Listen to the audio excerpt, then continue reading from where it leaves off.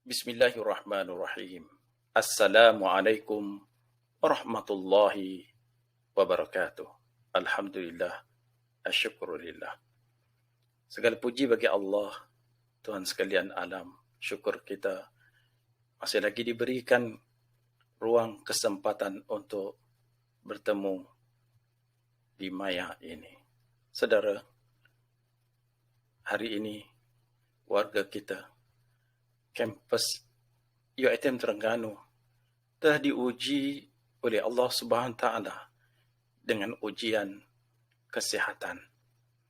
Ada yang positif COVID dan ada yang bergelut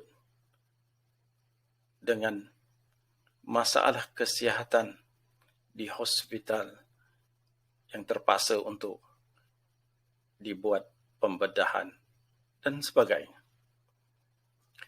Kepada mereka yang menerima musibah ini, bersabarlah. Wa basyiris sabirin. Berilah kabar gembira kepada mereka yang sabar. Siapa dia orang sabar ini? Allazina idza asabathum musibatun qalu inna lillahi wa inna ilaihi raji'un. Orang yang sabar ini ialah orang-orang yang apabila ditimpa dengan musibah sesuatu yang kita tidak suka, tetapi menimpa diri kita. Qalu inna lillahi wa inna ilaihi raji'un. Jika musibah itu datang, lantas mereka tidak melatah. Mereka bertaut bergantung kepada Allah. Dari Allah dan kepada Allah lah tempat aku akan kembali. Masya Allah, tabarakallah. Inilah ciri-ciri orang yang sabar. Yang apabila ditimpa musibah, maka ia akan bertaut kepada Allah Subhanahu Wa Taala Al-Khaliq yang menjadikan kita. Ulaika alaihim salawatun min rabbihim wa rahmah wa ulaika humul muhtadun. Mereka lah orang yang akan diberikan dengan sebesar rahmat. Dan mereka lah orang-orang yang mendapat petunjuk. Ingat saudaraku, untuk masuk ke syurga Allah bukan dengan jalan. Betapa banyaknya derma, banyaknya infak, banyaknya zakat, banyaknya salat kita lakukan. Bukan dengan yang seperti itu saudaraku. Tetapi dengan rahmat Allah. Mudah-mudahan dengan salat kita, dengan infak kita, dengan segala macam perbuatan baik kita akan mendorong dapatnya rahmat Allah Subhanahu Wa Taala sehingga kita layak kepada syurga Allah Subhanahu Wa Taala. Bersabarlah saudaraku. Itu yang dijanjikan oleh Allah Subhanahu Wa Taala. Jika kita dapat menempuhnya dengan keredaan, dengan kerelaan, dengan ketulusan, maka kitalah yang mendapat petunjuk daripada Allah Subhanahu Wa Taala. Bersabarlah. Kepada saudaraku yang tidak ditimpa dengan masalah, musibah, ujian kesihatan seperti ini, apa yang perlu kita buat? Ya, kita sememangnya tidak mampu untuk melakukan sesuatu. Kerana kita bukanlah dari golongan ahli perbuatan yang boleh memberikan nasihat tentang perbuatan kepada mereka. Kita boleh lakukan dengan dua perkara. Pertamanya ialah dengan doa. Ya Allah, berikanlah kekuatan, berikanlah kesembuhan, berikanlah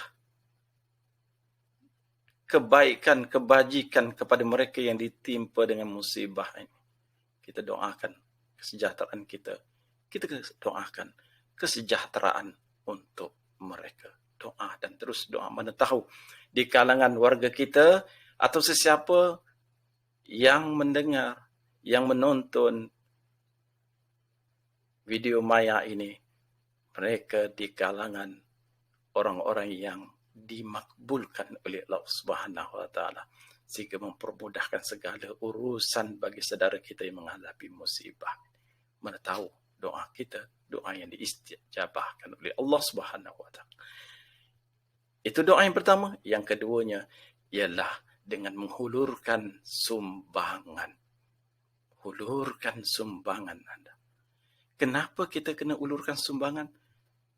Sebagai tanda prihatin kita dengan mereka yang ditimpa musibah ini. Tanda prihatin kita. Sebagaimana dalam maksud satu hadis, orang Islam dengan Islam yang lain adalah bersaudara. Bersaudara. Mengukuh sambil mengukuhkan yang lain.